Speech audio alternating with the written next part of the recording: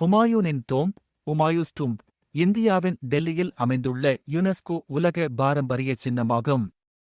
இது முகல் பேரரசர் ஹுமாயூனுக்காக அவரது மனைவி பேகா பேகம் 1570ஆம் ஆண்டில் கட்டிய நினைவுச் சின்னமாகும். இந்த டோம்ப் முகல் கட்டிடக்கலையின் சிறந்த உதாரணமாகவும், பின்னர் கட்டப்பட்ட தாஜ்மஹாலுக்கான முன்மாதிரியாகவும் கருதப்படுகிறது. ஹுமாயூனின் டோம்ப் பாரசீக மற்றும் இந்திய கட்டிடக்கலை செவ்விகளை இணைத்து கட்டப்பட்டது. இது சிவப்பு மணற்கல்லும் வெண்கலக்கல்லும் பயன்படுத்தி உருவாக்கப்பட்டுள்ளது. இந்த நினைவுச் சின்னம் பாரசீக லான சார்பாக் தோட்டத்தினால் சூழப்பட்டுள்ளது. இது 4 பகுதியான தோட்ட வடிவமைப்புடன் பரதேசத்தை சொர்க்கம் குறிக்கிறது. டோம்பின் மேல் பகுதி பெரிய இரட்டை கூம்புடன் அலங்கரிக்கப்பட்டுள்ளது. தோட்டத்தினைச் சுற்றி அழகிய வளைவுகள் மற்றும் ஜாலி வடிவங்களுடன் கூடிய முகப்புகள் உள்ளன.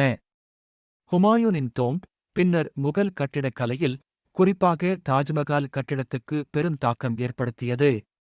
இதில் முகல் பேரரசர் ஹுமாயூனின் உடலுடன் பல்வேறு முகல் அரசர்களின் மற்றும் குடும்ப உறுப்பினர்களின் சமாதிகளும் உள்ளன.